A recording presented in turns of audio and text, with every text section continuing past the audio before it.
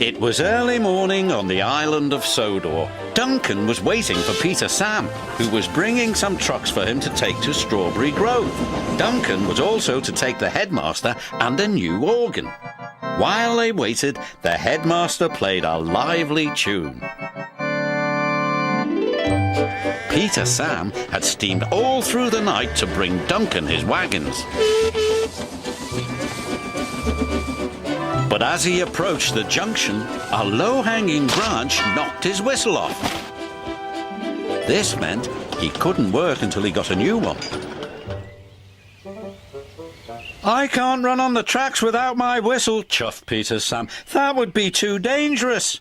"An engine's not an engine without a whistle," boasted Duncan, and just to prove it, he let off a big blast. But the rest of the engines just ignored him. Duncan chuffed away in a big huff. He was cross. "They're jealous of my fine whistle," Duncan huffed as he steamed through the countryside. He whistled at some sheep, but they were too busy eating grass to take notice. "Bah," said Duncan. "I need to whistle louder and longer next time." Soon Duncan approached a level crossing, where Elizabeth the quarry lorry waited with a farmer's prize bull. This time, Duncan whistled as loud and as long as he could. Said the bull. "Stop that nonsense, Duncan," Elizabeth called. But Duncan carried on cheerfully down the track. But he hadn't noticed his whistle had come loose. Then Duncan saw Terence ploughing a field. "He'll get the loudest and the longest whistle yet," he chortled to himself. And he blew so hard his whistle shot off like a mighty rocket and landed out of sight. Everyone searched for Duncan's whistle, but it was nowhere to be seen. "We're stuck," said his driver. "We can't move without a whistle. It would be too dangerous." "Leave it to me," the headmaster said.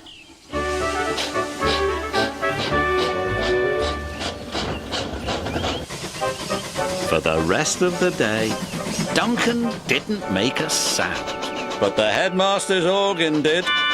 As Duncan delivered his trucks, the headmaster tooted the organ at every crossing and every stop. It alerted everyone, just as well as a whistle would, although Duncan didn't think so.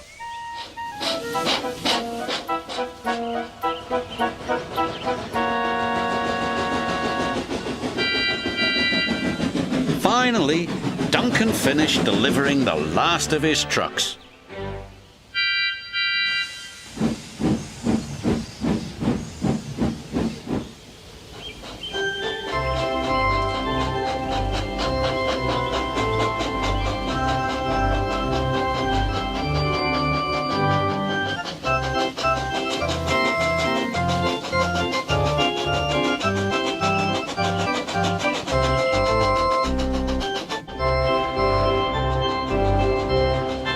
Duncan steamed quietly back to the junction as the headmaster played the organ.